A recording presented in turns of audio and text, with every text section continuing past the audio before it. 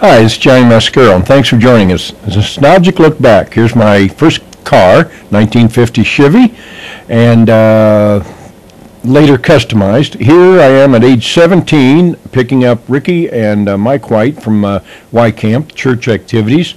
Ricky's the short one in front. He's the one that filmed this and provided us with this footage. From here on, here's my sister Lolita, my first female boxing student. We'd like to call Jeff the Lip Fitzgerald.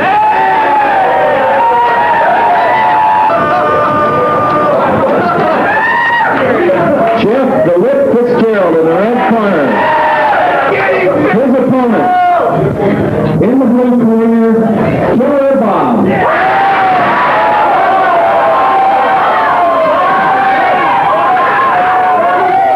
Judges, are we ready?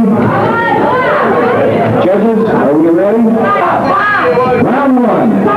And so begins another contest at Johnny's Ringside Lounge. It has all the appearances of a regular boxing match, but there's one important difference. The only confrontation in this ring will be sparring of the verbal variety. This guy used to work in a pet store. Everybody kept asking how big he'd get. The TKO verbal abuse game is the brainchild of Johnny Mascaro, the owner of this campus night spot.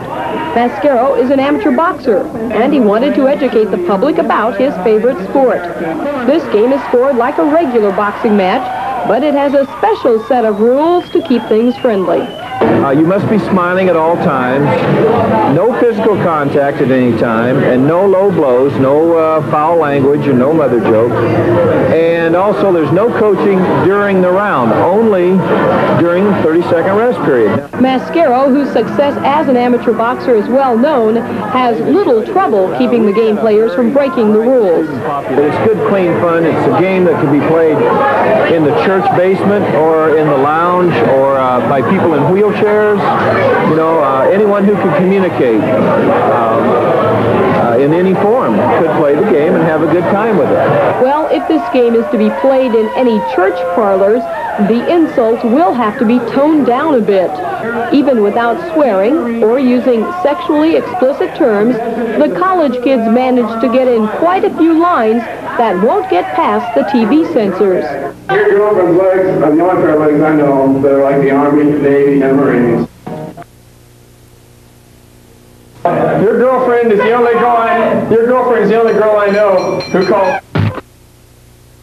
Your sister is the only girl I know that's. I've heard that your girlfriend does.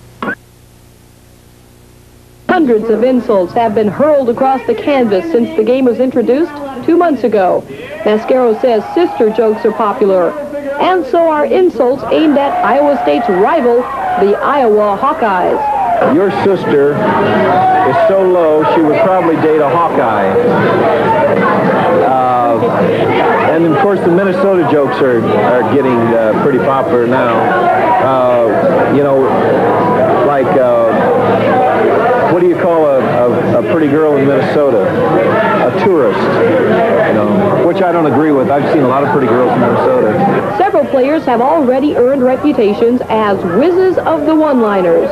Of course, the coaches keep their oral athletes on a strict training program, usually consisting of lifting a glass to the lips several times. We sat around the dorm room, drank a few beers, and we've come up with some primo jokes here.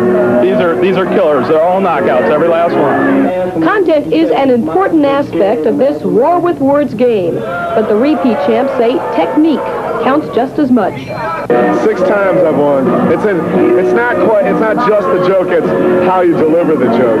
That is the most important thing. You got to be able to come back. When they say a joke, you got to be able to throw it back in their face.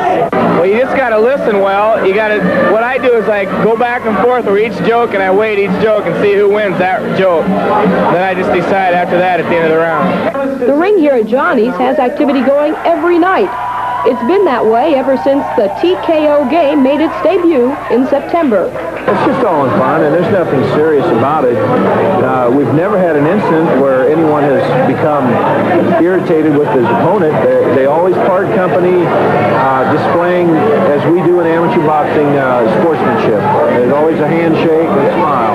And Johnny's Johnny's doing a lot of smiling himself these days over the business his TKO contest is bringing in. He's even gone so far as to copyright the game.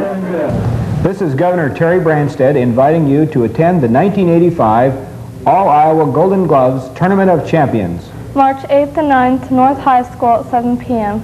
With the finals being held on March 16th, 7:30 p.m., also at North High School here in Des Moines, at which time we will be presenting our Mike Brandt Memorial Coach of the Year Award, this year sponsored by KCBR TV.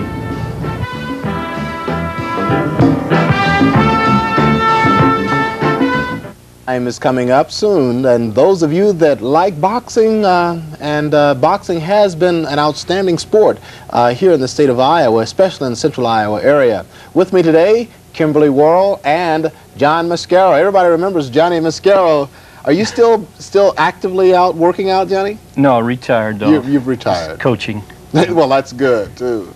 Kimberly, Golden Gloves boxing has been in Des Moines for quite a while, hasn't it? Yeah, it's been in Des Moines for over 30 years. I was told that the Golden Gloves was once held at next door here. Yeah, it was. At the old KRT Theater. Gee whiz. We'll be talking about